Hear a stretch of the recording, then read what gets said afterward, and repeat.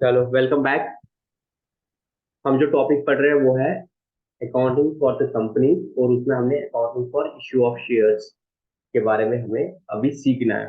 तो कल मैंने बेसिकली आपको बोला था कि हम जो शेयर्स इशू करते हैं वो कैश इन लिeu ऑफ कैश भी हो सकता है या अदर दिन कैश हो सकता है। मतलब हम लोगों से बोलेंगे कि आज आप हमारी कंपनी के शेयर्स खरीदो, इसके बदले वो हमें कैश दे सकते हैं या कुछ और दे सकते हैं। अब डिपेंड करता है कंपनी ने शेयर्स इशू किए क्या मांगा। अगर हम नॉर्मली कैश मांगते हैं तो मैं एक पब्लिक इशू निकालता हूँ, चाहे वो इनिशियल पब्लिक ऑफर हो या फर्दर पब्लिक ऑफर, तो लोगों को बोलता हूँ ये मेरे शेयर्स है, अगर आप खरीदना चाहते हैं तो आप एप्लीकेशन फॉर्म भरो। तो उसमें हम प्रोस्पेक्ट्स निकाल देते हैं और उसके साथ एप्लीकेशन फॉर्म चिपका देते हैं। लोग जब इन्वेस्ट करते हैं, अप्लाई कर लेते हैं, तो हमारे पास पैसा आ जाता है। तो फिर हमने बोला ये जो शेयर्स को हम इशू करेंगे, अगर इसकी फेस वैल्यू 10 रुपीज है, इस शेयर को हम इशू कर सकते हैं एट पार, मतलब 10 पे, या एट प्रीमियम, 10 से ज्यादा कितना भी दे सकते हैं। मैंने आपको परसों दिखाया था कि पेटीएम वालों का एक शेयर का फेस वैल्यू 1 रुपया था, पर जब उन्होंने मार्केट में वो बेचना स्टार्ट कर दिया, उन्होंने पता कितना लिया था, 2150 rupees. But they were expecting कि लोग 2150 रुपए की हमारा शेयर खरीदेंगे, क्योंकि उन्होंने 2000 में कंपनी बनाई थी और 2022 तक उन्होंने बहुत ज्यादा मेहनत की थी कंपनी पे। तो इंट्रिंसिक वैल्यू शेयर की ऐड हो गई थी, तो उनको लगता था 2150 में भी वो शेयर खरीदने के लोग। तो उसको बोलते हैं एड प्रीमियम बेचना। और अगर 10 रुपए ही मांगेंगे, मतलब 10 रुपए का शेयर पे 10 रुपए मांगे, एट पार। तो issue of share eight cash जो हम करेंगे, तो वो हो सकता है एट पार, एट प्रीमियम और डिस्काउंट। तो डिस्काउंट के बारे में मैंने कल आपको बोला था, कंपनी एक्ट मना करता है कि आप डिस्काउंट पे नहीं कर सकते, तो ये केस खत्म हो गया। अब हमें सीखना है कि अगर हम एट पार करेंगे तो क्या एंट्री हो जाएगी, और एट प्रीमियम हो जाएगा तो क्या एंट्री हो जाएगी। तो टिपिकली कंपनी जो होता है वो पैसा कैसे मंगाते हैं, एप्लीकेशन में कुछ मंगाएंगे, अलॉटमेंट में कुछ मंगाएंगे, और जब पैसे की और जरूरत पड़ेगी तो फर्स्ट कॉल सेकंड कॉल करके मंगा लेंगे। तो कल मैंने एक सिंपल सा एग्जांपल दिया था कि सपोज एक कंपनी है जिसने 10,000 शेयर का इशू निकाला, और उन्होंने बोला कि एप्लीकेशन पे आपको 2 रुपया देना है, अलॉटमेंट पे आपको 2 रुपया देना है, फर्स्ट कॉल पे आपको 3 रुपया देना है, और फाइनल कॉल पे भी आपको 3 रुपया देना है। और एप्लीकेशन आपको बराबर 10,000 की आ गई। अब आप being student of class 12 do the journal entry, तो सबसे पहले हम बोलेंगे यार हमारे पास एप्लीकेशन जब क्लोज जाएगी उस दिन तक हमें 10,000 शेयर पे 2-2 रुपया आए होंगे, तो हमारे बैंक में कितने पैसे आएंगे, 20,000 रुपया। तो हम एंट्री करेंगे बैंक अकाउंट डेबिट। तो किस वजह से पैसा आया, शेयर एप्लीकेशन की वजह से। और फिर हम देखेंगे अच्छा 10,000 शेयर एप्लीकेशन को क्या करना है, सही सबको शेयर देने हैं। तो अब आप शेयर इशू करोगे, तो शेयर एप्लीकेशन अकाउंट जो टेम्पररी अकाउंट था उसको डेबिट करोगे, और सारा पैसा कहाँ पे ट्रांसफर करोगे, कैपिटल में। तो नेट एंट्री हो जाएगी bank account debit to share capital. Capital जो नॉर्मली प्रॉपर्टरशिप में या पार्टनरशिप में पता है, bank account debit to capital account. यहाँ पे कैपिटल नहीं है, यहाँ पे शेयर कैपिटल है साथ में। उसके बाद जब आप अलॉटमेंट की लेटर इशू करते हो, उसके साथ ही आप उनको 2 रुपए की और डिमांड करते हो कि आप 2 रुपया दे दो। इस वक्त में आपने पहले डिमांड करनी है, एंड यू नो कि it is towards share capital account, तो you do the entry share allotment account debit to share capital account. और उस शेयर अलॉटमेंट के अगेंस्ट में फिर आपको 2-2 रुपए मिलेंगे, तब जब पैसा आएगा तो एंट्री हो जाएगी bank account debit to share allotment account. तो अगर देखा जाए तो बेसिकली शेयर अलॉटमेंट कैंसिल हो जाएगा, नेट एंट्री हो जाएगी bank account debit to share capital account. And that जब आप फर्स्ट कॉल करोगे again, you will be debiting share first call account debit to share capital account, और जब पैसा आएगा तो एंट्री करोगे bank account debit to share first call account. तो नेट में एंट्री क्या हो जाएगी, share first call cancel, bank account debit to share capital account. इस तरह से जब फाइनल कॉल आप मंगाओगे अगेन, आप 3 रुपया रिक्वेस्ट करोगे, तो एंट्री करोगे share final call account debit to share capital account, और जब पैसा आएगा bank account debit to share final call account. और नेट में फिर क्या होगा, आपके बैलेंस शीट में इक्विटी एंड लाइबिलिटीज में आपको दिखेगा, यहाँ पे शेयर कैपिटल में आपको दिखेगा 1 लाख रुपया, और यहाँ पे आपको करंट एसेट में दिखेगा 1 लाख रुपया, इसमें बैंक में। इस तरह से आपकी बैलेंस शीट बनेगी। ये भी मैंने आपको जरूरत है, ये कंपनी पार्टनरशिप और प्रोप्राइटरशिप में कोई फॉर्मेट नहीं होता था, हम हॉरिजॉन्टली बैलेंस शीट बनाते हैं, बट कंपनीज एक्ट में शेड्यूल 3 में बाजाबता तौर पे फॉर्मेट दिया है स्टेटमेंट ऑफ प्रॉफिट लॉस का और statement of sorry balance sheet का। तो बैलेंस शीट का जो फॉर्मेट होता है यहाँ पे वर्टिकल होता है, पहले इक्विटी एंड लायबिलिटीज पार्ट जो होता है वो आता है, उसके नीचे फिर एसेट्स वाला आता है। तो इक्विटी एंड लायबिलिटीज का जो टोटल पार्ट होगा that will match the total part of the assets. और इक्विटी एंड लायबिलिटीज में 3 रहते हैं मेजरली। पहले शेयर होल्डर्स फंड, उनका पैसा, तो शेयर होल्डर का 2 तरह का पैसा रहता है, एक जो कैपिटल होती है उनकी, और दूसरा जितने भी रिजर्व एंड सरप्लस होते हैं वो भी शेयर होल्डर्स को बिलोंग करता है, तो उसको हम शेयर होल्डर्स फंड में रखते हैं। उसके बाद non current liabilities and then current liabilities, और ये in the order of permanence होता है, ये भी मैंने आपको कल बता दिया था। यहां तक किसी को कोई डाउट? No sir. सब बताओ, किसी को कोई doubt? No sir. No sir. मैंने कल भी एक गुजारिश की थी कि आप लोग प्लीज जो भी मैं बताया करूंगा उसको जल्दी जल्दी जवाब दिया करो, जोर से जवाब दिया करो, ताकि मुझे एक वो फील आ जाए जैसे लाइव क्लास में फील होता है, फेस टू फेस क्लास में, ऑफलाइन क्लास में फील होता है कि बच्चा सुन रहा है और वो समझ रहा है। यहाँ पे मुझे एक टेंशन होती है कि तो आप बोल रही हैं, हालांकि I know you all are listening to me, but जब आप रिस्पॉन्ड नहीं करते हो जल्दी, तो मेरे को एक डर सा लगता है कि अमन तो शायद समझ करना। जब आप साथ में बोलोगे कि ऐसे तो समझ या ऐसे तो समझ समझाओ भाई, तो मेरे को भी एक फिर कॉन्फिडेंस आएगा या मेरे को भी एक वे मिलता है कि how to proceed further. Please respond as quickly as possible. ठीक है, आगे चले। जी सर। Very good. तो कल मैंने आपको एक सिंपल का एग्जांपल खुद ही मैंने बताया था, तो कोई बुक का एग्जांपल नहीं था। आज मैं चाहूंगा कि बुक की एक एग्जांपल दूंगा। हो सकता है इसने थोड़ा सा मुश्किल बना दिया होगा। तो इसके लिए मैंने आपको कल होमवर्क दिया था, इलस्ट्रेशन नंबर 5। तो क्या आप लोगों ने वो इलस्ट्रेशन नंबर 5 किया? सर क्या आप लोगों ने इलस्ट्रेशन नंबर 5 किया? यस और नो? जी। तो आपको वो करना आया कि दिक्कत हो गई? सर नहीं आया सर, बस हमने जर्नल एंट्रीज की बैलेंस शीट नहीं बनाई।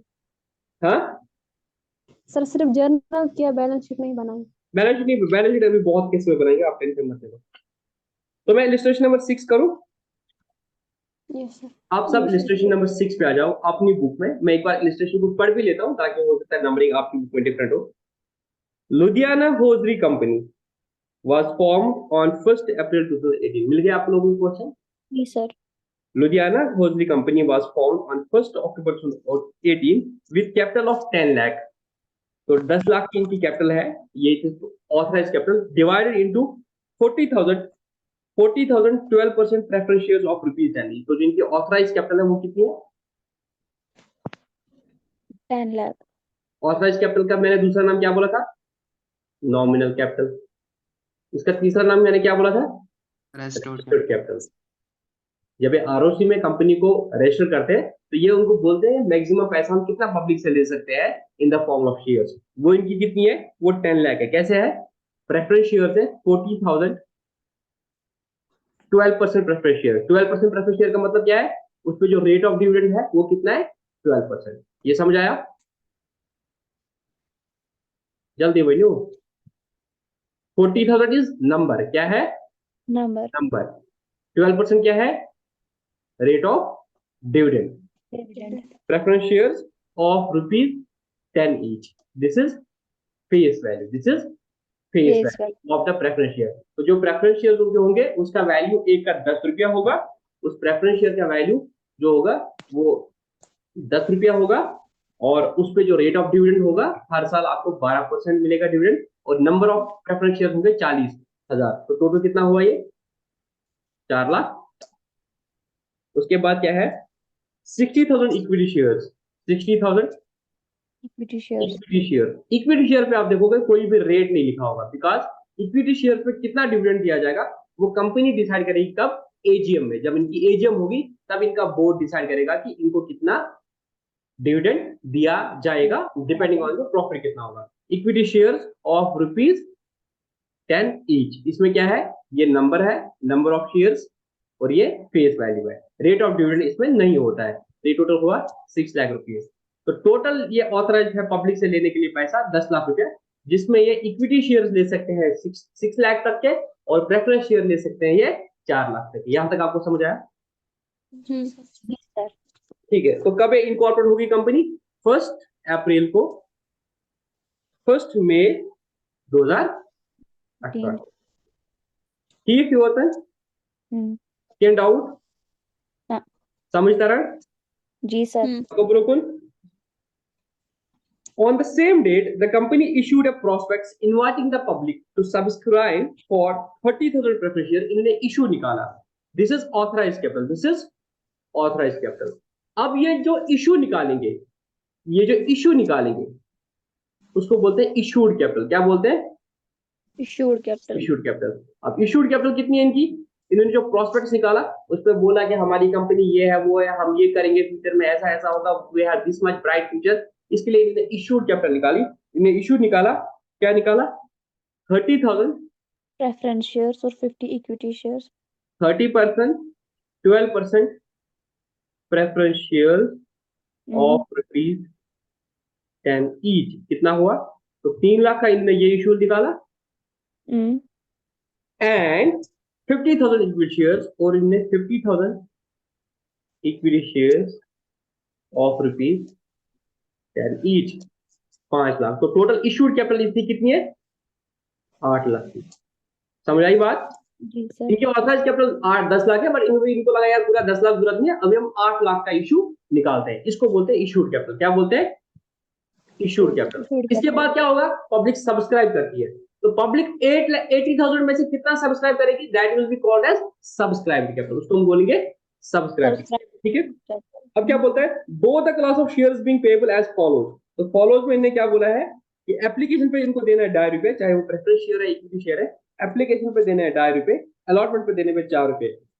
On call 2 months after allotment balance amount. तो जो बाकी बैलेंस अमाउंट बचेगा, इनके 60 शेयर है तो बाकी ₹3.5 जो होगा, तो वो इनको 2 मंथ बाद कॉल करेंगे तब वो पैसा दे देंगे। ठीक है। सब्सक्रिप्शन लिस्ट क्लोज ऑन 31 मई। 31 मई को क्या हुआ? सब्सक्रिप्शन को क्लोज हो गई। सब्सक्रिप्शन को क्लोज हो गई, जो फॉर्म क्लोज हो गया वो कब हो गया? 31 मई 2018 को। And allotment was made. और जो अलॉटमेंट है, जो फिर अलॉटमेंट है, सब्सक्रिप्शन क्लोज हो जाएगी, फिर पता चलेगा यार कितने शेयर आए, किसको देना है। उसके बाद जो आपने अलॉटमेंट कर दी मेरे दोस्तों, वो कर दिया आपने 15 जुलाई को 2018 को। Hmm, all the shares were applied for and allotted. तो 8 लाख का जो शेयर्स था, आपने जो इशू किया था, वो सब्सक्राइबिंग पूरा हो गया। उसको बोलते हैं सब्सक्राइब्ड कैपिटल। क्या बोलते हैं? Subscribed capital. Subscribe subscribed capital capital. भी पूरा हो गया। And cash due on allotment and call was received. तो जो एप्लीकेशन पर तो आया ही था पैसा एप्लीकेशन के वक्त ही, फिर जब आपने अलॉटमेंट का पैसा मांगा वो भी लोगों ने दिया, जब आपने कॉल का पैसा मांगा वो भी लोगों ने दिया। First general entries other than those of cash. तो आपको क्या करना है? जनरल एंट्रीज करनी है other than those of cash. जो कैश की ट्रांजेक्शन है उनको छोड़ के, to record the above in the books of the company and prepare the cash. इनने बोला है कैश की एंट्रीज छोड़ के, बट मैं आपको कैश की एंट्रीज भी दिखाऊंगा। मैं पहले आपको सारी एंट्रीज दिखाऊंगा, फिर इसने बोला कैश की एंट्रीज मत करो, उसके लिए डायरेक्टली कैश भी बनाओ। बाकी जो एंट्रीज है उसकी जर्नल एंट्री करो, जो टिपिकली कंपनी में होता है। जब कैश बुक आप बनाते हो तो कैश की कोई जर्नल एंट्री अलग से नहीं करते हो, कैश बुक में रिकॉर्ड करते हो, और बाकी जो एंट्रीज होती है उसके लिए आप जर्नल प्रॉपर करते हो। बट मैं आपको पहले सबकी जर्नल एंट्री कराऊंगा, फिर क्वेश्चन में क्या बोला था वो मैं आपको बताता हूँ। ठीक है। तो पहले हम सबकी जर्नल एंट्री करेंगे। मुझे बताओ मेरे दोस्तों, जब आप प्रोस्पेक्ट इशू करते हो, जब आपने कंपनी का ये फॉर्म निकाला, या सपोज कंपनी का प्रोस्पेक्ट है, या आपने कंपनी का प्रोस्पेक्ट इशू किया, तो क्या इस वक्त कोई एंट्री हो जाएगी? जब हमने प्रोस्पेक्ट इशू किया तो कोई एंट्री हो जाएगी? Yes sir no? No. Sir No, उसका sir. कोई एंट्री नहीं हो जाएगी सर। अकाउंटिंग एंट्री जो हमने पढ़ा था पहले ही चैप्टर में 11th में, वो होती है मॉनेटरी ट्रांजेक्शन की। अभी तो कोई पैसा ना आया ना गया, अभी कोई भी ट्रांजेक्शन की अकाउंट एंट्री नहीं होगी। उसके बाद क्या होगा? उसके बाद क्या होगा? 31 मई को जब आप देखोगे आपके पास पैसे आए होंगे। 31 मई को जब आप अकाउंट देखोगे आपके पास पैसे आएंगे। कितने पैसे आए होंगे? सर आपके बैंक में आए होंगे, आपने 30,000 प्रेफरेंस शेयर थे, 30,000 प्रेफरेंस शेयर पे कितना पैसा आया होगा? एप्लीकेशन पे कितना है? ₹2.5। Mm, यही है कि नहीं है? 75,000. हाँ. हाँ। 75,000. 70 5,000. 30,000। 30,000 30,000 पे into आपको ₹2.5 आया होगा, और 50,000 पे भी आपको ₹2.5 आया होगा। तो आपके बैंक में कितना पैसा आया होगा? दोनों पे ₹2.5 आया होगा। 75,000 plus 1,25,000. तो 2 आपके lakh. बैंक में जो पैसा आया होगा, बैंक अकाउंट डेबिट, वो आया होगा 80,000 इंटू 2.5। तो 2 लाख हो गए वो। एक बार चेक करो। हाँ. तो आपके बैंक में कितने पैसे आए होंगे? 2 lakh. 2 लाख रुपीज। इसमें कोई डाउट? No, sir. तो आप एंट्री करोगे bank account debit 2 lakh rupees. अब ये किस पे आया है? सर ये आया है टू Equity. प्रेफरेंस। हाँ, preference share इसका के. नाम भी था ना, कितना था? Preference share Capital. Application account. Preference share के नाम पे कितना होगा? 30,000 इंटू 2.5, कितना होगा? 75. 75,000 Mm. टू तो equity share capital. Equity share application account. ठीक है। अभी तक तो पैसा आया वो ऐसे आया है, ताकि आंकड़े खुद से साथ हो ना, फिर जी. 50-50 के लास्ट भी आंकड़े खुद से साथ। तो ये आपका पैसा जो एप्लीकेशन मनी में आ गया है, बीइंग, अगर आप इसकी नरेशन भी करेंगे, application money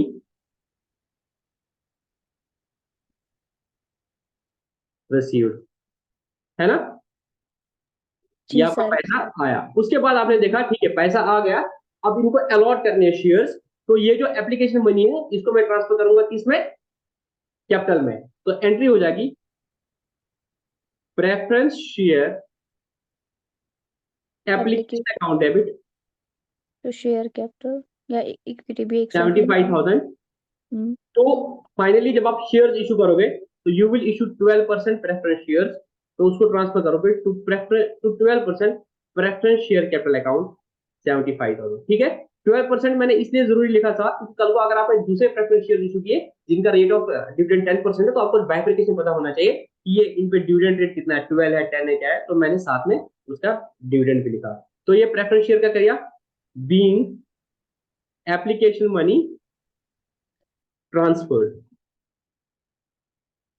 to preference share capital account. ठीक है, इसी तरह से आप क्या करोगे, आप इक्विटी शेयर का भी करोगे। जी सर। तो बताओ इक्विटी शेयर की एंट्री क्या हो जाएगी। इक्विटी शेयर एप्लीकेशन हमने ऊपर अकाउंट। क्या किया था, इक्विटी शेयर लिखा था। तो एंट्री हम करेंगे इक्विटी, बाकी तो ऐसे बना है, इस पर मुनजा से बना है share share application account debit. Application account debit. मैं कैसे वो सिर्फ लिखनी हो तो एक और वाली पान है वही उससे करियो जिक्र। तो equity share equity capital account share capital account 1,25,000। अब मैं 25। जनरेशन नहीं लिखूंगा, सिर्फ इसकी लिखूंगा being application money transfer to equity share capital. यहां तक ठीक है। जी सर। अब जब अलॉट करोगे तो अलॉटमेंट में आपको कितना पैसा मांगना है, 4 रुपया पैसा मांगना है। ठीक है, तो आप क्या करोगे, preference share allotment account debit कितना मंगा रहा हूँ उसमें, 30,000 इंटू 1 4, लाख 20,000। 1,20,000। तो आप एंट्री करोगे preference share allotment account debit to 12% preference share share capital capital account. Account 1,20,000। Entry क्या करोगे, being allotment money due. Being allot कुछ भी लिख सकते हो, बीइंग अलॉटमेंट मनी ड्यू। अब आपने उनको मांगा तो आप बोलोगे अलॉटमेंट के नाम से हमें पैसा आना है और ये पैसे को आपने ट्रांसफर किया किसमें, कैपिटल अकाउंट में। इसी तरह से इक्विटी, इक्विटी का भी मांगो। इक्विटी बताओ share entry, allotment account debit. Equity share allotment account debit. Allotment account debit. तो इक्विटी इक्विटी में कैपिटल कितना मंगा रहे हो बेटा, 50,000 इंटू 4 कितना होता है, 2 लाख। 2 लाख तो इक्विटी शेयर कैपिटल, अकाउंट। उसके बाद आपके अकाउंट में कितना पैसा आएगा, 2 लाख ये 1,20,000 ये, तो आपके अकाउंट में आएंगे 3,20,000। 3 लाख तो एंट्री हो 20,000 जाएगी bank bank account account. Debit 3,20,000 तो तो preference share allotment. Preference share share allotment account. Allotment account 1,20,000। तो तो equity share allotment account equity 2 lakh. Share allotment account, very good. 2 lakh. ठीक है, यहाँ तक हम्म। आसान है शेयर कैपिटल। जी सर। उसके बाद हम फर्स्ट एंड फाइनल कॉल जो मंगाएंगे वो कितना रहा, टूवर्ड्स शेयर डायरेक्टली 3.5 रुपया मंगाएंगे। ठीक है ना, 1.5। हाँ। तो एंट्री क्या हो जाएगी, preference preference first share and final call. First and final call account debit, फिर 30,000 इंटू 3.5 9, तो 8,05,000। तो 12% प्रेफरेंस शेयर कैपिटल अकाउंट 1,05,000। इसी तरीके से आप फिर करोगे इक्विटी शेयर का, equity share first and final call account debit. Equity share first and first final and call. Final call account debit. तो equity equity share share account. Capital आपकी number 50,000 into 3 1 lakh 4 75,000। Lakh, बस बेफुल सर हम preference sir हम preference और equity की compound entry नहीं कर सकते। हाँ कर सकते हो। कंपाउंड एंट्री कैसे हो जाएगी, वही चीज हो जाएगा। फिर मैं आपको दिखाता हूँ जो ये बच्ची बोल रही है, ये बोल रही नहीं है सर ऐसे करो, कोई फर्क पड़ेगा नहीं उसे। बैंक में आपने देखा, बैंक में मैंने उसको इसको कर लिया, और यहाँ पे मैंने डेलिब्रेट नहीं किया बिकॉज कोई ज्यादा फर्क पड़ेगा नहीं। ठीक है ना, Yes, sir. कंपाउंड एंट्री आप तब करते हो जब कुछ फायदा भी हो जाएगा, बट बच्ची ने क्योंकि दिखा दिया, मैं बताता हूँ ये क्या बोलना चाहती है। ये बोलना चाहती है preference share first and final call account debit, equity share first and final call account debit 1,75,000। तो प्रेफरेंस शेयर कैपिटल अकाउंट 1,05,000, तो कुछ ज्यादा फर्क पड़ेगा नहीं ऐसे, ठीक है ना। और जब आपको सर एग्जाम में कर सकते हैं ऐसे? हाँ बिल्कुल कर सकते हो। बैंक अकाउंट डेबिट, अब बैंक में पूरा पैसा आएगा 8,05,700, 8,05,700 जुलाई शीट का। तो preference share first and final call 105,000। तो equity share F and F account 175,000। अल्लाह अल्लाह खैर कर। तो ये 3 एंट्रीज होगी जो आपको करनी थी। अब इसने क्वेश्चन में क्या बोला था कि कैश वाली एंट्रीज आपको नहीं करनी थी बेसिकली। कैश वाली एंट्रीज के लिए आपको कैश बुक बनाना था। तो व्हाट ही मेंट टू से कि आपको सिर्फ जर्नल एंट्री करनी थी इन्हीं की, बट मैंने आपको सारा पहले दिखाया था। तो ये आपको एग्जाम में पॉइंट ऑफ व्यू से नहीं करना था। अगर इसने बोला था अदर देन कैश, अगर अदर देन कैश नहीं था तो आपको सारी जर्नल एंट्रीज है। तो जहां जहां बैंक था वो वाली एंट्रीज आपको नहीं करनी थी, उसके बदले आपको कैश बुक बनाना था। तो इसको मैं छोड़ देता हूँ, मैं डायरेक्टली आपको फिर जो क्वेश्चन में मांगा था वो कराऊंगा। वो था क्वेश्चन में बोला था आप बना दो कैश बुक। क्या बना दो? Cash book. तो कैश बुक कुछ मुश्किल बात थोड़ी है। तो ये जो लाख 4 पट बना हुआ कैश बुक, तो वो लाख में बचन एबीसी को कॉमर्स में बचन कैश बुक। सबसे पहले कैश बुक में पैसा क्या है? This is bank account. Bank account debit to सबसे पहले क्या आया? Preference share application account. हाँ 75,000। Preference share application account to preference share हाँ कैपिटल नहीं, फिर गलत एंट्री हो जाएगी। अपने पहले जो ठीक है। पैसा आ जाएगा वो एप्लीकेशन के नाम से आ जाएगा, because you don't know at the time whether you are going to allot the shares और you need to refund the amount, so you will be transferring that amount to preferential application account. The entry will be bank account debit. Cash book means bank column ना, तो bank hmm, account debit to preferential application 30,000 into 2.5 that is 75,000। और उसके बाद equity पे आएगा तो entry हो जाएगी तो तो equity equity share share application application account. Account 1,25,000 पर ठीक है। उसके बाद आपको पैसा आ रहा था अगेन प्रेफरेंस शेयर अलॉटमेंट के नाम से और इक्विटी शेयर अलॉटमेंट के नाम से। तो प्रेफरेंस शेयर अलॉटमेंट है ना, दूसरी वाली entry bank account debit to preference share allotment है। वो कितना था बेटा? प्रेफरेंस शेयर के अलॉटमेंट में आपको 30,000 इंटू 4 मांगोगे तो वो हो गया 1,00,000। और फिर आप मांगोगे two equity share allotment, 2 lakh. उसमें आपने मंगाया 50,000 इंटू 4, 2,00,000। उसके बाद फिर आपने to preference share first and final call जो है, preference share first and final call F and F वो फर्स्ट एंड फाइनल कॉल, ठीक है। पता भी कैसे लिखो सारा कोई भी नहीं याद। 1,05,000 कोई बच्चा सा नहीं तरह समझ। जी सर। तो equity share first and final call account 1,75,000। 1,75,000 ये टोटल पैसा आया था। यहाँ पे आपको हाँ लिखेगा फिर by balance carry down 8 lakh. 8 lakh. अब इस क्वेश्चन में एक चीज नहीं मांगी थी बट मैं आपको वो चीज भी कराऊंगा, that is will be prepare the balance sheet of this question, ठीक है ना। हाँ बेसिकली आपके पास अब दो है, एक तो आपकी शेयर कैपिटल है and then you have the bank account. Now you see how the balance sheet is made. Balance sheet पे आपके कुछ इनिशियल क्वेश्चन थे 1, 2 और 3, वो मैंने डेलिबरेटली नहीं सिखाए बिकॉज मुझे पता था ये मुझे आगे कराना ही था, तो उसमें हम टाइम वेस्ट क्यों करते हो, तब आपको वो समझ में नहीं आता। तो चलो बैलेंस शीट बनाते हैं। बैलेंस शीट ऑफ कंपनी का नाम बता दो मुझे।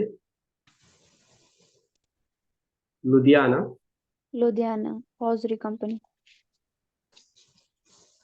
हॉजरी कंपनी, ठीक है ना। एक चीज मैं भूल गया, वो जब जर्नल एंट्रीज कर ली मैंने तो मैंने डेट्स नहीं लिखे थे, तो आप डेट्स भी लिख लेना क्योंकि वो डेट तो था 31 मार्च मई वाला डेट था। उसके बाद जब आपने अलॉटमेंट कर दिया, वो आपने अलॉटमेंट कर दिया था 15 जुलाई को, तो दूसरी एंट्री अलॉटमेंट की 15 जुलाई को हो जाएगी। एंड जो आपकी फिर कॉल थी वो अलॉटमेंट के बाद 2 महीने थी, तो अलॉटमेंट अगर हमने 15 जुलाई को कर लिया उसके बाद फिर 2 महीने बाद आपको वो पैसों की एंट्री हो। अगर डेट लिखोगे भी नहीं कोई चीज, इन्हें लिखा नहीं था कि अलॉटमेंट की ड्यू डेट क्या थी और फर्स्ट एंड फाइनल कॉल की ड्यू डेट क्या थी, ठीक है ना। तो उसमें आप बैंक वाली एंट्री का डेट नहीं पता कर पाओगे और दूसरी वाली का एंट्री का डेट कर पाओगे पता। एनीवेज अब हम बनाएंगे बैलेंस शीट, ठीक है। Balance sheet of Ludhiana hand house company. तो वो मैंने आपको कल बैलेंस शीट का फॉर्मेट बताया था, वो आप आहिस्ता आहिस्ता याद हो जाएगा, आपको अभी कोई लोड लेने की जरूरत नहीं है, ठीक है ना। किताब भी दोनों गैर या रटने की है, ठीक है ना। तो अभी आहिस्ता आहिस्ता कोशिश करेंगे, ये आहिस्ता आहिस्ता फिर आपके दिमाग में ऑटोमेटिकली जाएगी, ठीक है ना। By the end of the academic session आपके दिमाग में खुद ही जाएगी कंपनी के बैलेंस शीट का फॉर्मेट, ठीक है। तो ये होता है पर्टिकुलर्स, ये होता है नोट नंबर, और ये होता है अमाउंट, ठीक है। मैंने जी आपको सर। बोला था कि फॉर्मेट जो है वो 2 साल का है, करंट ईयर और प्रीवियस ईयर, बट अभी हम इसी साल का लिखेंगे अमाउंट, ठीक है ना। सबसे पहले क्या आता है, equity and equity liability. And liabilities. मेरे साथ बोलना स्टार्ट करो। सबसे पहले आएगा equity and equity and liability. Liability. बिल्ली ने चाय लाई, ठीक है। इसमें सबसे पहले क्या आता है नीचे, शेयर शेयर होल्डर। होल्डर्स, बाकी तो वही फंड। उसके नीचे आता है शेयर कैपिटल। Share capital. अभी हमारे पास ये है और कोई फिगर नहीं है, ठीक है ना। शेयर कैपिटल है, और शेयर कैपिटल में क्योंकि हमारा कोई बेसिस नहीं है तो इसको मैं नोट नंबर 1 लिखता हूँ। क्या लिखता हूँ मैं, नोट नंबर 1। मेरे अभी जो क्वेश्चन है इसमें ना कोई करंट लायबिलिटी है नॉन करंट लायबिलिटी है, तो बस मेरे पास अभी इतनी ही फिगर है, तो मैं उसको टोटल करूंगा। क्या करूंगा, टोटल 8 लाख। तो ये हमें अभी पता है ये 8 लाख है, बट मैं आपको दिखाऊंगा ये फिगर कहाँ से आती है। तो ये हम नोट नंबर लिखते हैं, यहाँ ये हम गन नहीं लिखते हैं कि प्रेफरेंस शेयर्स कितना, इक्विटी शेयर, यहाँ हम बहुत क्लीन लिखते हैं। प्रेफरेंस शेयर हो या इक्विटी शेयर हो, in Indian accounting system we consider this as an capital only. हालांकि मैंने आपको बोला बाहर में हम प्रेफरेंस शेयर्स को लायबिलिटी मानते हैं, it's not a capital, but here we consider as a capital only. तो ये शेयर कैपिटल क्या आएगा, और उसका जो पूरा डिटेल होगा वो नोट नंबर 1 में होगा। And then we don't have any non-current liability in this case. We don't have any current liability in this case. Then coming to the assets part, we have asset. We don't have any current asset as of date. We have only non-current asset. So we write it like this: non-current asset. In non, sorry, we don't have any non-current asset. We have current cash. current asset. And in current asset, we call it cash and cash equivalent. Cash and cash equivalent.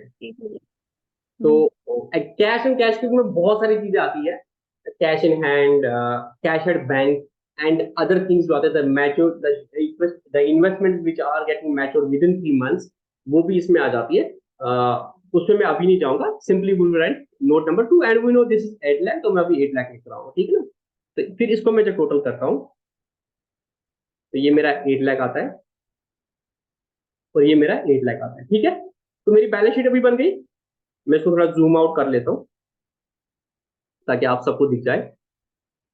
This is my balance sheet. यहां तक किसी को कोई doubt? No sir. ठीक है, अच्छे से समझ आया बैलेंस शीट। हाँ। बेसिकली उधर हम ये टी फॉर्म में बनाते थे, कुछ ऐसे बनाते थे, टी फॉर्म में ऐसे बनाते थे। यहाँ पे आता था शेयर कैपिटल 8 लाख, और यहाँ पे आता था cash at bank, bank account 8 lakh. But company में हमें फॉर्मेट दिया है कि पहले लाइबिलिटीज को लाओ, उसके नीचे एसेट्स को लाओ, बस यही फर्क है, ठीक है। जी सर। अब हम कंपनी में क्या करते हैं, ये जो हमने बैलेंस शीट बना दी, इसके बाद हम बनाते हैं नोट्स टू अकाउंट्स। क्या बनाते हैं, नोट्स। ये इतना क्वेश्चन में नहीं मांगा था, बट मैं आपको दिखाता हूँ, ठीक है ना। इसके नीचे हम बनाते हैं फिर नोट्स अकाउंट। क्या बनाते हैं, नोट्स अकाउंट। ये जो अकाउंट्स है इसके नीचे नोट्स हम लिख लेते हैं। सबसे पहला नोट क्या था, नोट नंबर 1 शेयर कैपिटल था, ठीक है। पहला नोट शेयर कैपिटल था। अब देखो शेयर कैपिटल में हम क्या लिखते हैं, हम पूरा लिखते हैं पहले ऑथराइज कैपिटल। क्या बोलते हैं, ऑथराइज कैपिटल। क्या लिखते हैं, ऑथराइज्ड कैपिटल।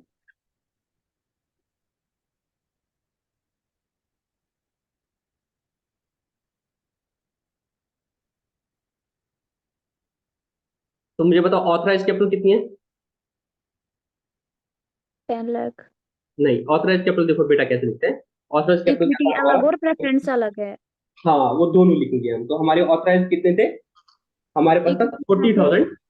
हम we will write it like this 40,000, 12% preference share of ₹10 each, ताकि शेयर होल्डर को या जिसको भी बैलेंस शीट देखनी होगी उसको बैलेंस शीट से समझ आएगी कि फाइनेंशियल पोजीशन क्या है, अभी तक कितने शेयर इशू किए, कितना और इशू कर सकते हैं, वो सारा पिक्चर उनको समझ आ जाए, ठीक है ना। और 60,000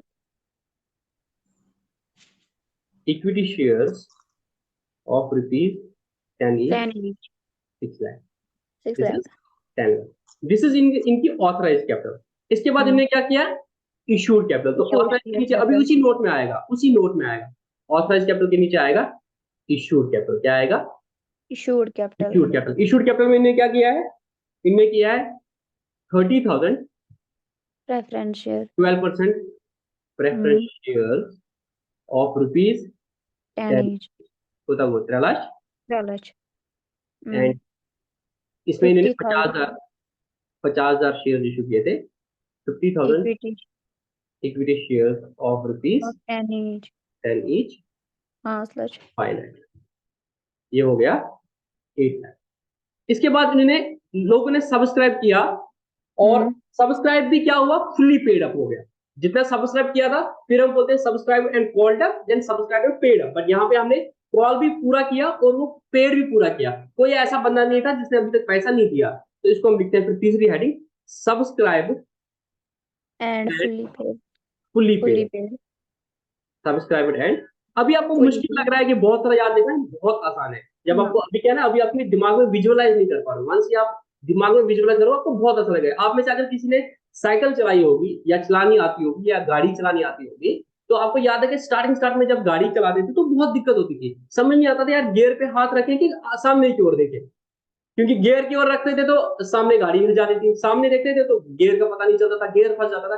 पर वंस आपको वो हैंड एंड आई कोऑर्डिनेशन अच्छा होगा, फिर आप आंख बंद करके आगे देख लेते थे, नजर भी हट जाती थी, तो फिर गियर भी लगा लेते तो पाँव भी खुद ही जाता है। पहले तो एक्सीलेटर पे ही जाता था और ब्रेक में जाता था, गाड़ी बंद हो जाती है। पर जब वो hand and eye coordination perfect होता है तो सब ठीक होता है। साइकिल में भी ये होता था। वो कैसे होता है कि आपको वो पिक्चर पूरी दिमाग में आ जाती है, तो फिर सब ठीक हो जाता है। तो अभी आपको मुश्किल लग रहा है तो बिलीव मी ये बहुत आसान है। जो आप बचपन में, मैं बोलता हूँ कि जो आपको डिवीजन और मल्टीप्लिकेशन था ना बचपन में, जितना वो मुश्किल लगता था उससे कहीं ज्यादा आसान ये अकाउंटेंसी और ये अकाउंटिंग फॉर शेयर्स है। बट अभी आपको मुश्किल इसलिए लग रहा हो कि आप एक पिक्चर अभी दिमाग में नहीं डाल पा रहे। जितनी प्रैक्टिस करोगे, जितना ज्यादा लेक्चर अटेंड करोगे, उतना वो पिक्चर क्लियर हो जाएगी। वन पिक्चर दिमाग में क्लियर हो जाएगी, मेरी तरह से तुम भी ये चीज करोगे। सब्सक्राइब फुल्ली पेड अप कितना होगा, और मैं तो अभी बुक देख भी रहा हूँ ना, क्वेश्चन वक्शन ऐसे कुछ, तो ये आपको भी हो जाएगा, बट टाइम की बात होती है। Preference shares of rupees 10 each होता वो 3 लाख। सपोज अभी तक हमने 6 ही रुपया मंगाया होता तो यहाँ पे आता 30,000 of rupees 6 each, of rupees 10 each, and called and paid up 6 each. तो यहाँ पे कम पैसा होता है, ठीक है ना। तो equity 50,000 equity shares of rupees 10 each, 5 lakh, 8 lakh. तो सब्सक्राइब एंड पेड अप जो है, ये आपकी फिगर जो है, जो आपकी नोट पे जाती है। इस तरह से नोट नंबर 2 था आपका, नोट नंबर 2 आपका था कैश एंड कैश इक्विवेलेंट। तो इसमें आता था note number 1 cash at bank. आपके बैंक में पैसे हैं 8 लाख रुपए, ठीक है। इतना पूरा हमें करना होता है, अगर हमें टिपिकली सारा चीज इसके लिए करना होता है कंपनी में जब आप अकाउंट बनाते हैं। तो यहां तक आपको अच्छे से समझ आया। जी सर. तो मैं दूसरा कंसेप्ट इंट्रोड्यूस करा लूंगा आप सबके सामने। हाँ. रेडी हो सब? जी सर. तो इसमें आज और डाउट, ना ना. मैं दूसरा कंसेप्ट बता दूं। Yes sir. जहरा ने क्यों नहीं किया क्लास ज्वाइन?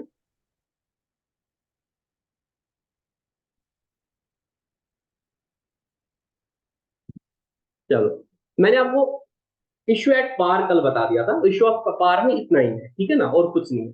बाकी ओवर सब्सक्रिप्शन हो गया, अंडर सब्सक्रिप्शन, वो हम सेपरेटली ले लेंगे। दूसरा है इश्यू एट प्रीमियम। क्या है? Issue at premium. At premium, इसका मतलब क्या है कि अगर आपकी फेस वैल्यू रुपीज 10 है, हमने उससे ज्यादा दिया होगा. आप जब मार्केट में इसको इश्यू कर रहे हो शेयर्स को, आप 10 से ज्यादा ले रहे हो। कितना ले रहे हो? 10 से ज्यादा ले रहे हो। जितना भी आप 10 से ज्यादा ले रहे हो, इट मीन्स आप शेयर्स को इश्यू कर रहे हो प्रीमियम पे। एट कर रहे हो प्रीमियम. प्रीमियम पे, शेयर्स को इश्यू कर रहे हो प्रीमियम पे। तो सपोज आपने इश्यू किया शेयर्स को 12 रुपए में, तो इट मीन्स आपने शेयर्स में प्रीमियम लिया कितना? 2 रुपए। ये समझ आई बात? हाँ. आपने प्रीमियम वर्ड कहीं और सुना है जिंदगी में? ये ना जब इंश्योरेंस करते हैं उसके लिए वो एक प्रीमियम दूसरा देना प्रीमियम होता है, इंश्योरेंस वो वाला दूसरा प्रीमियम होता है कि आपको एक मंथली या कुछ ईयरली इंस्टॉलमेंट देना, तो वो इंश्योरेंस प्रीमियम ठीक है। उसके बगैर कहीं प्रीमियम सुना है? प्रीमियम प्रोडक्ट करके कहीं सुना है?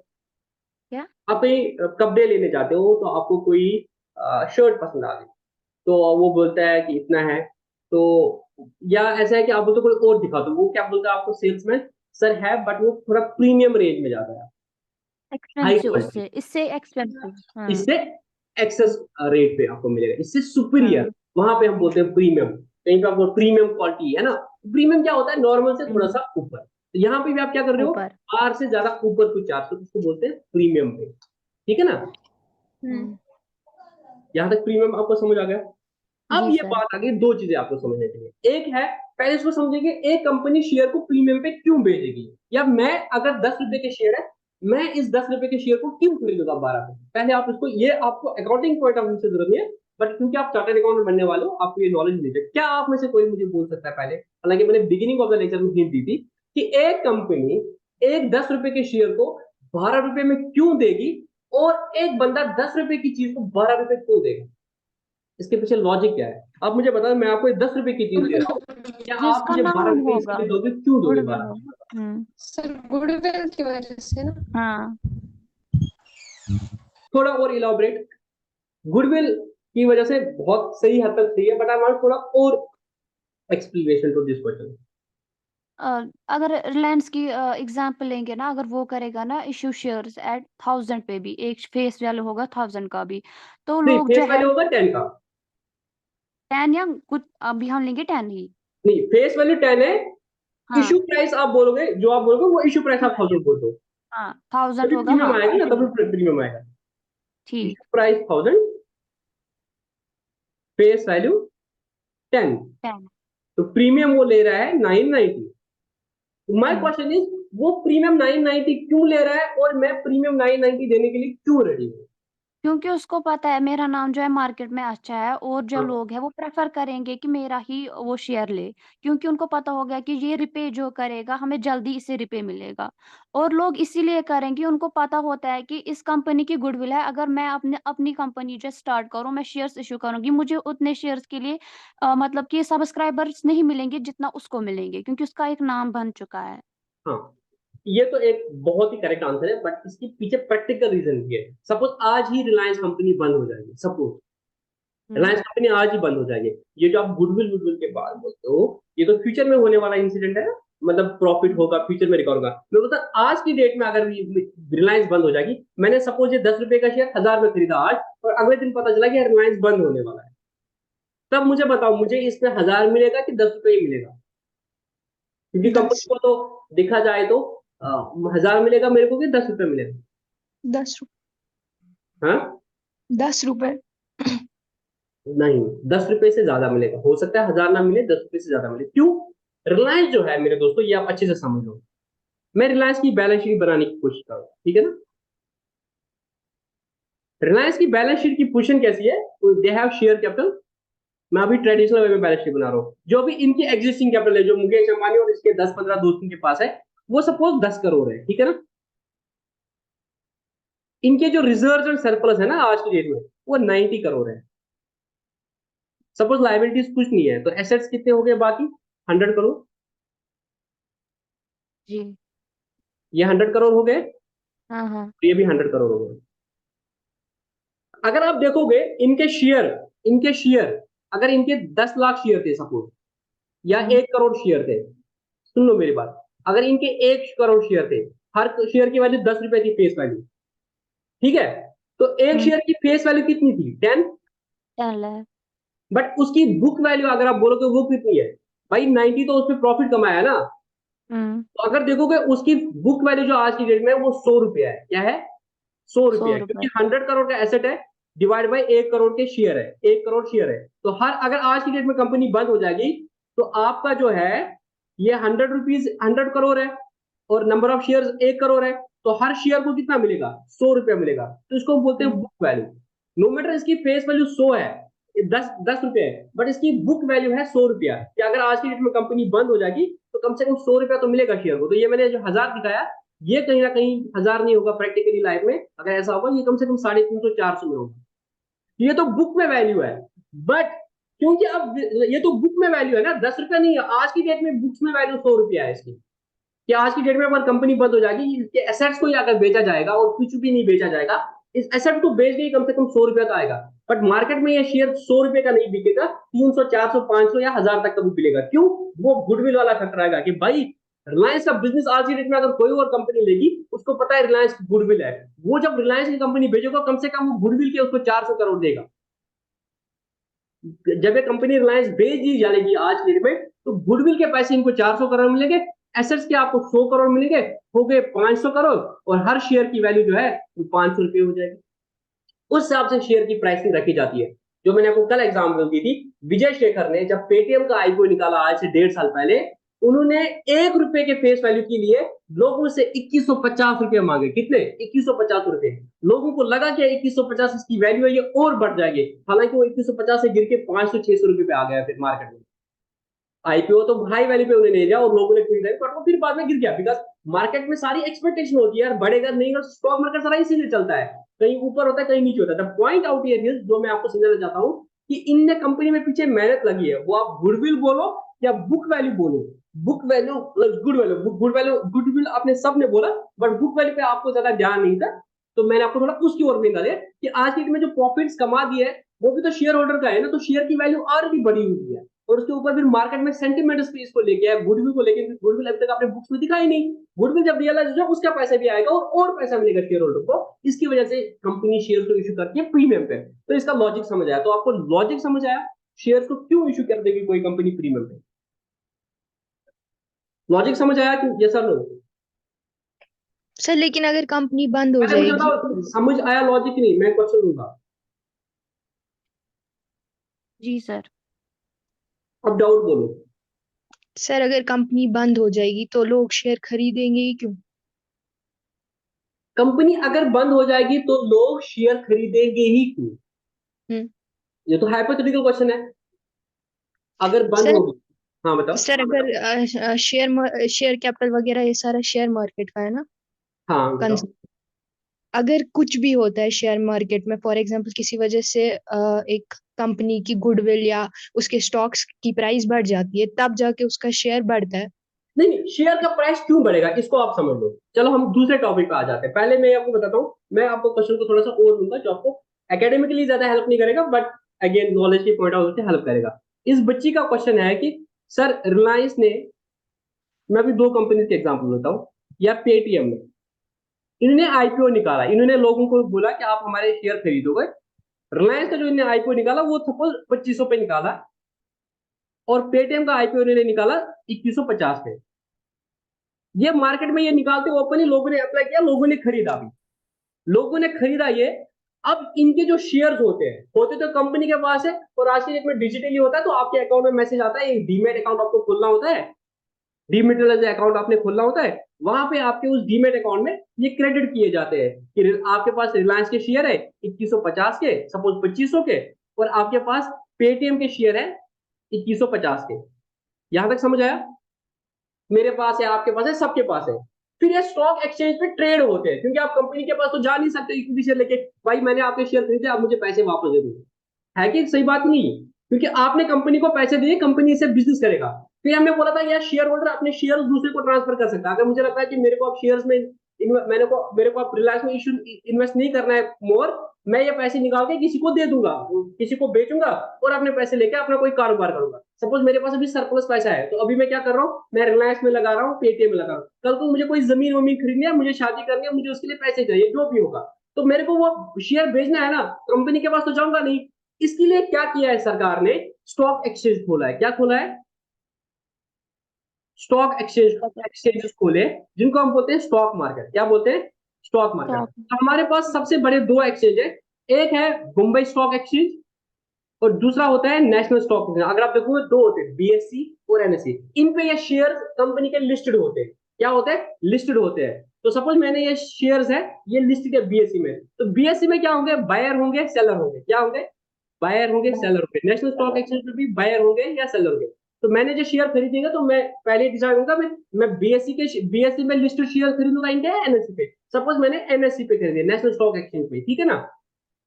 तो यहाँ पे बायर और सेलर बैठे होते हैं हर दिन ये मार्केट मंडे को 9:15 खुलती है और शायद 3:30 तक चलती है। तो 3:30 तक आप ट्रेडिंग करते हो, कोई खरीदता है कोई बेचता है, डिमांड सप्लाई पे ये सारा चीज चलता रहता है। नाउ द पॉइंट इज कि ये जो रिलायंस का शेयर आज 2500 का था, कल ये 2600 हो जाएगा, कल ये 2600 हो जाएगा, किसी को दुनिया में पता नहीं, किसी को दुनिया में पता नहीं है। क्योंकि रिलायंस, देखो रिलायंस अपना काम कर रहा है, वो हर दिन कुछ ना कुछ नया कर रहा है, किसी को खरीद रहा है, कुछ बेच रहा है, रिलायंस अपना कमा रहा है जो भी कर रहा है। आपको पता है कि कंपनी के शेयर की वैल्यू रियलिटी में कैसे बढ़ेगी? भाई रिलायंस प्रॉफिट कमाएगा, उस प्रॉफिट को इन्वेस्ट करेगा तो इस शेयर की वैल्यू बढ़ेगी, या वो कल को शेयर होल्डर को डिविडेंड देगा, तो जिसके पास भी डिविडेंड होगा, शेयर होगा, उसको डिविडेंड मिलेगा, तो उस शेयर की वैल्यू दो वजह से बढ़ेगी, कि कंपनी का प्रॉफिट हो जाएगा, शेयर की वैल्यू बढ़ेगी। बट किस कंपनी का कितना प्रॉफिट होगा ये किसी को नहीं पता है, किस कंपनी में कल को क्या होगा ये सारा सेंटीमेंट्स पे होता है। मुझे लगता है रिलायंस बढ़ेगा तो मैं रिलायंस खरीदूंगा, या कोई न्यूज आ जाती है रिलायंस इस चीज को एक्वायर कर रहा है, तो सारे रोज रिलायंस के शेयर खरीदते देते। तो जब डिमांड ज्यादा होगी और सप्लाई आपकी कम है तो प्राइस बढ़ेगा। आपने अगर किसी ने इकोनॉमिक्स पढ़ी होगी तो सारा गेम डिमांड एंड सप्लाई का है, सारा गेम डिमांड एंड सप्लाई का है। अगर लगा कि आप लोगों में से कोई सीरीज देखता है, कुछ कभी आप बोर होते हैं तो एक सीरीज देख लेना, सोनी लिव पे है, scam 1992। Scam 1992। There was this person whose name was Harshit Mehta. Mumbai का एक आम बंदा था। तो इसने क्या कर लिया, इसने बोला कि यार मैं स्टॉक मार्केट से पैसा कमाऊंगा। इसने क्या किया काम, इसने लोगों से ऐसे, मैं आपको सिंपलीफाई बताता हूँ, केस बहुत कॉम्प्लिकेटेड। इसने बैंक से पैसा लेके सारा पैसा एक ही शेयर में लगाता था, एसीसी में। एसीसी का सीमेंट आपने सुना होगा। इनने सारा पैसा किसमें लगाया? एसीसी में। इसने बड़े बड़े बैंक से जो भी लोन लेता था उठा के पैसा लगाता था एसीसी में, कर्जा वर्जा लेके एसीसी में लगाता था, हर दिन एसीसी में लगाता था। अब मुझे देखो, जब आपको दिख रहा है शेयर मार्केट की भाई सारे लोग इसने एसीसी में लगाया, सारे लोग बोल रहे एसीसी में लगाओ, एसीसी में लगाओ, एसीसी में लगाओ, तो एसीसी का प्राइस क्या हो गया? बढ़ गया। जिस एसीसी के शेयर की वैल्यू 220 रुपया थी, इसने इतना पैसा उसमें लगाया। अब मैंने लगाया, अब कोई बंदा बोलता है यार किस में लगाए? यार हर्षद ने एसीसी में लगाया, तू भी एसीसी में लगा, सारे एसीसी में लगा। तो एसीसी का लोग बोला एसीसी में कुछ होगा, एसीसी का शेयर इतना बढ़ के 1000 रुपया हो गया। 20 रुपए का शेयर इसने बढ़ा दिया, डिमांड सप्लाई के चक्कर में 1000 रुपये बढ़ गया। अब समझ रहे हैं ना बात को? लोग सारे बढ़िया मुझे ये चाहिए तो उसकी वैल्यू बढ़ जाती है। आपने नोटिस किया होगा कि भाई टमाटर शॉर्ट हो गए, सारे टमाटर मांग रहा है भाई। जो टमाटर अभी तक 30 रुपए मिल रहे थे, वो मार्केट में 200 रुपए किलो मिल रहा है। सारा डिमांड सप्लाई का गेम है। तो ये 1000 रुपए के पहुंच गया, तो बाद में पता चला एसीसी की वैल्यू तो इतनी है ही नहीं रियल में। अगर आप शेयर को बेचोगे 1000 रुपए मिले हुए, भाई कंपनी इतना प्रॉफिट ही नहीं कमा रहे हैं, सारा डिमांड सप्लाई का गेम है। और ये मैनिपुलेशन हो गई थी मार्केट में। फिर जब एक जर्नलिस्ट थी, मुझे उसका नाम याद नहीं आ रहा है, ऐसे कुछ नाम उसका स्टार्ट हो रहा है, और उसने इसकी इन्वेस्टिगेशन कर ली, उसको पता चला कि ये बहुत बड़ा फ्रॉड है जो हर्षद मेहता कर रहा है। और एकदम जो है एसीसी का शेयर 100,000 से गिर के पता नहीं कुछ 200 या 100 रुपए, मतलब बहुत नीचे आ गया। बहुत सारे लोगों का पैसा डूब गया मार्केट में, जिन्हें महंगा खरीदा था वो सब डूब गया उनका। फिर हर्षद मेहता को जेल किया, फाइनली इसकी डेथ जेल में हो गई थी। अब आप अपना क्वेश्चन बता दो, आप क्या बोल रहे थे? सर मैं बोल रही थी, अगर फॉर एग्जांपल कंपनी आज बंद हो जाएगी, फॉर आज एग्जांपल कैसे बंद हो जाएगी? प्रैक्टिकली मुझे बता दो। मैं रिलायंस की बात कर रहा हूँ, क्या रिलायंस प्रैक्टिकली बंद हो जाएगी? सर प्रैक्टिकली नहीं, आई एम सेइंग कि इससे पहले आपने बोला था ना कि वो प्राइस 10 रुपए और 1000 का हाँ एग्जाम्पल आपने दिया था। आपने बोला था कि अगर कंपनी अभी बंद हो जाएगी तो शेयर में 1000 में बेच सकता हूँ या 10 रुपए में। हाँ, सो मैंने प्रैक्टिकल मुझे एग्जांपल दी ना, ये देखो मैंने प्रैक्टिकल एग्जांपल दी थी। आई होप आपको स्क्रीन दिखती है कि आज की डेट में पोजीशन क्या है। मैं उतना अंधा तो नहीं ना 1000 मांगेगी तो 1000 दे दूंगा, या 500 मांगेगी, मैं एनालाइज तो करूंगा ना बैलेंस शीट। मैक्सिमम लोग नहीं करते, तभी वो लॉस लेते हैं। तो शायद आपको, अगर आप ग्रुप में होगे, आपको शायद मुझे पता नहीं नईम सर ने ग्रुप में भी डाला था या उन्होंने अपनी व्हाट्सएप स्टोरी डाली थी कि जब भी आप शेयर्स में इन्वेस्ट कर लेते हो तो वहां पे एक मैसेज पॉप होता है कि एफएडओ में बहुत ज्यादा लॉस होता है लोगों को, क्योंकि वो नॉलेजेबल पर्सन होते हैं, आंख बंद के लगा लेते हैं। मैंने आपको एग्जांपल दी थी। देखो आज की डेट में अगर आप देखोगे, कंपनी के पास 100 करोड़ के एसेट्स है, रिलायंस के पास 100 करोड़ के एसेट्स है, जबकि इनके शेयर टोटल 1 करोड़ है। तो आज की डेट में अगर कंपनी बंद हो जाएगी तो आप 100 करोड़ का एसेट को बेचोगे तो 100 करोड़ तो आएगा ना, 90 करोड़ तो आएगा है ना। तो 90 करोड़ आपको 1 करोड़ के शेयर को मिलेगा, तो आज की डेट में भी एक शेयर होल्डर को 90 रुपीज मिल जाएंगे। बट क्योंकि अभी कंपनी चल ही रही है और इसकी ब्रांड वैल्यू है, तो अभी तो एग्जांपल नहीं है ना कि कंपनी का यू एज्यूम गोइंग कंसर्न, मैं भी एज्यूम कर रहा हूं यार रिलायंस चलेगा, तो मुझे भी लगता है रिलायंस की गुडविल है, रिलायंस आगे बहुत प्रॉफिट कमाएगा, ये कंपनी का शेयर और बढ़ेगा, कम से कम इसकी गुडविल आज की डेट में 400 करोड़ की 500 करोड़ की है, तो वो मैं फैक्टरिंग करके बोलता हूँ यार कम से कम इसका मार्केट प्राइस जो है वो 600-700 करोड़ तक होगा, मैं उतना देने के लिए रेडी हूँ आज के डेट में। अब आज के डेट में अपेरेंटली बंद नहीं होगी, बट अगर ये बंद हो भी गई सपोज, तो एटलीस्ट ये 90 करोड़ तो मुझे मिल गया, तो बाकी जो मेरा लॉस हो जाएगा, क्योंकि ये आपको लॉस होने के चांसेस भी है, प्रॉफिट होने के चांसेस है, this is how the stock market works. अब आपका डाउट क्या है ये मुझे बताओ। अच्छा सर, मुझे लगा था आप इस शेयर मार्केट के पॉइंट ऑफ व्यू से बोल रहे हैं, लेकिन आप शेयर होल्डर के पॉइंट ऑफ व्यू से बोल हाँ, मैं रहे शेयर होल्डर के पॉइंट ऑफ व्यू से बोल रहा हूँ, हैं। मैं आपको प्रैक्टिकल एग्जांपल बताता हूँ। आप लोग अभी क्योंकि आप उस लेवल पे नहीं हो, आप लोगों का अभी ज्यादा होता है सोशल मीडिया में 2-3 चीजें, आप ऐसे कौन ट्विटर यूज करता है, मैं नाम? काजी साहिबा। हाँ, आप ट्विटर यूज करते हो। आपको पता जी। है इंडिया में एक कंपनी है, या इंडिया में दो बड़े रिचेस्ट पर्सन के नाम मुझे बताओ, इंडिया के दो बड़े रिचेस्ट पर्सन के नाम मुझे बताओ सारे। सबसे क्वेश्चन है इसी काजी से, काजी पूरा नाम बताओ। काजी साहिबा। काजी साहिबा क्लास में कूद रहने पर क्लास में 5 बजे ताहिर। ताहिर, ठीक है। मुकेश अंबानी और जिस कंपनी में आप काम कर रहे हो सर उसका रतन मालिक टाटा। मैं बंदों की बात हो रहा हूँ, मैं कंपनी की बात नहीं कर रहा हूँ। दो सबसे अमीर लोग कौन है इंडिया में? एक Mukesh sir I Ambani guess Ratan Tata. Mukesh Ambani है ना। और दूसरा गौतम अदानी। कौन है? सर वो गौतम तो हो गया अदानी, ना। ठीक है, मुकेश अंबानी एंड अदानी, ठीक है ना। सर अडानी का तो हो गया ना फिर। अभी भी वो दूसरे नंबर पे है, देख लेना। तो एनीवेज द रिचेस्ट पर्सन में वो आ जाता है। अब इसने बोला जो मुझे बोलना था, इस लड़की ने अभी बोला वो बात, अदानी के शेयर में ना सारे लोग इन्वेस्ट कर रहे हैं।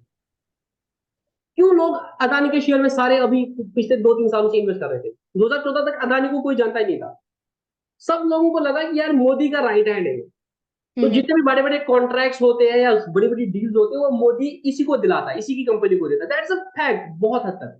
तो सारे लोग को लगता था यार अदानी के कंपनी का वैल्यू बढ़ जाएगा, तो सारे लोग अदानी की कंपनी में पैसा लगाते। मुझे मेरे एक दोस्त ने अदानी की एक कंपनी में शेयर में 3 रुपए में लगाया, और वही 3 या 30 रुपए का था, और वही शेयर जो है उसने फिर 3,000 में बेच दिया। इमेजिन उसने कितना प्रॉफिट कमाया, 30 रुपए का शेयर या 30 रुपए का शेयर उसका 30,000 में बिका, क्योंकि सब लोगों को लगा यार अदानी एंटरप्राइज, अदानी की बहुत सारी कंपनी है, इसमें पैसा लगा लो, बिकॉज सरकार इसको इतना हेल्प कर रही है, क्योंकि ये सरकार को बैक एंड में कुछ हेल्प करता होगा इलेक्शन वैलेक्शन के लिए, सरकार इसको जो बड़े बड़े कॉन्ट्रैक्ट होते हैं इसी को देती है, इसी को देती है, तो इसी का प्रॉफिट हो जाएगा फ्यूचर में, तो सारे लोग इसी के शेयर में लगा देते, तो इनके शेयर की वैल्यू बहुत बढ़ गई। कोई इसकी दस नहीं, वो पंद्रह है ना कंपनी है, ये 10-15 कंपनी गुडविल। थी, किसी कंपनी का मुझे पूरा बताने दो, किसी का शेयर 3,000 का हो गया, किसी का 2,500 का हो गया, किसी का 2500 का हो गया, ऐसे ऐसे करके इसके कंपनी के सब शेयर जितने भी कंपनीज थे, इसकी एक ही कंपनी होती है, डिफरेंट कंपनीज है, सबके शेयर्स बढ़ने लगे। Then there came this American guys, उनकी एक कंपनी है, उसका नाम है हिंडनबर्ग। क्या नाम है? ये सर हिंडनबर्ग। हिंडनबर्ग। ये हिंडनबर्ग क्या है, ये खुद शेयर मार्केट में पैसा लगाती है। इन्होंने क्या किया, इन्होंने अदानी की कंपनी पे पूरा रिसर्च किया, एंड टू एंड रिसर्च किया, and they came to conclusion कि अदानी जो है ये अपने प्राइसेस जो है शेयर्स के मैनिपुलेट करता है। अदानी ने अपने भाई को किसी और कंट्री में रखा है, तो जो ब्लैक मनी होता है उसके थ्रू दूर कराता है, अपने शेयर के वैल्यू को बढ़ा लेता है, अपने शेयर के वैल्यू को जो बढ़ाता है उनको फिर बैंक में प्लेज करता है, और वहां से फिर बैंक से लोन लेता है और दूसरी कंपनियां खरीदता है, क्योंकि खरीदे शेयर बढ़ाएगा तो होगा क्या, पैसा भी तो चाहिए ना, पैसा लेने के लिए लोन लेता है, लोन लेने के लिए जाता है कि भाई मेरे को ये खरीदना वो खरीदना है, तो लोन लेना है, लोन के लिए बोलते हैं तेरे पास क्या एसेट है, बोलता है मेरे पास शेयर है, शेयर की वैल्यू कैसे है, अपने भाई से ब्लैक मनी थ्रू रूट कराते कराते उनने ये एग्जाम्पल दे दी, उन्होंने पूरी रिपोर्ट 100 पता नहीं 100-200 पेज की कितने पेज की रिपोर्ट उन्होंने बाहर कर दी पब्लिश। जो ही वो मार्केट में आ गई सन्नाटा हो गया, शेयर मार्केट में इनका जो 3,000 का शेयर था वो कम से कम 60-70% गिर गया, 3,000 का शेयर 1,100 का गया, ये सारा सारा गिर गया। अब ये थोड़ा थोड़ा बढ़ने लगा, तो पॉइंट इसकी मार्केट सारा सेंटिमेंट्स में खेलता है, जो आपको समझना पड़ेगा, मार्केट सेंटिमेंट में इसकी बुक वैल्यू हो सकता है 3,000 की जगह उसका 30 रुपए आई थी, बट लोगों के इतने सेंटिमेंट से कि ये बढ़ेगा वो 3,000 हो, जिसका डूब गया, जिसका फायदा हो गया फायदा। लोगों ने फिर 30,000 से 600 आ गया, लोगों ने खरीद दिया, जाके फिर 1100 1200 हो गया। This is how the share market work. ये आपको अदर देन एकेडमिक नॉलेज थी, बट बहुत इंपॉर्टेंट नॉलेज थी। अब मुझे बताओ और किसी को कोई डाउट? सर जो आपने बोला ना कि गवर्नमेंट का इनका, ये हमने पढ़ा था ना, ये गुडविल में इसका फीचर ही गवर्नमेंट पैट्रोनेज। हाँ है। अभी आपने बोला था ये। हाँ तो इशू क्या है? नहीं, मुझे याद आया। ठीक है ना, ये गवर्नमेंट पैटर्नेज होती है, बट सरकार हम्म। चेंज हो सकती है। हम्म। कल को कांग्रेस आएगी तो हो सकता है कि उसकी अदानी से ना बने। ठीक है। खैर, तब तक तो चलेगा। हाँ तब तक चलेगा, और उसी उम्मीद से लोग शेयर में इशू कर रहे थे। 2024 में बीजेपी और जीतेगी तो देख लेना अदानी का शेयर और बढ़ेगा।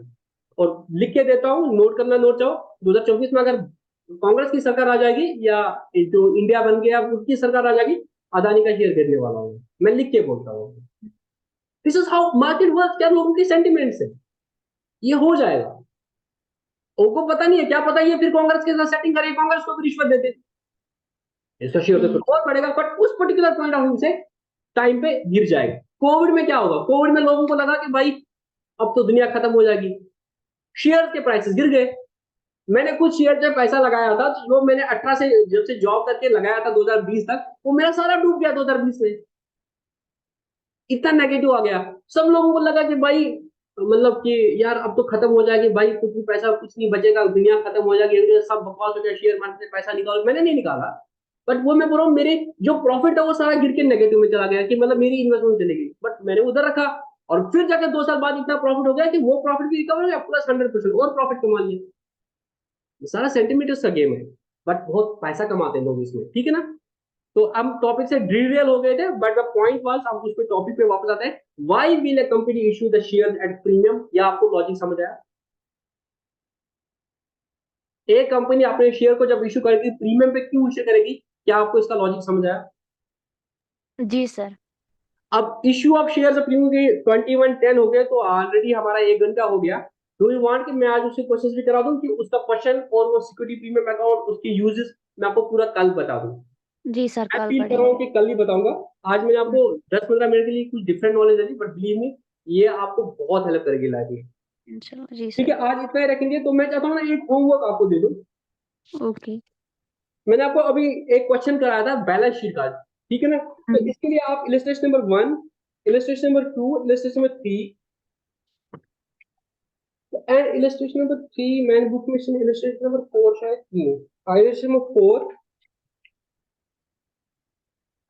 इलस्ट्रेशन 5 मैंने होमवर्क दिया था कल, इलस्ट्रेशन नंबर 6 मैंने आज कराया।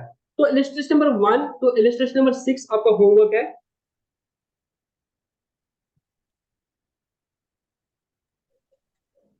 और क्वेश्चन नंबर जो आपका है 1 से लेके 9 तक आपको जितने भी हो जाएंगे वो कर लेना, ठीक है?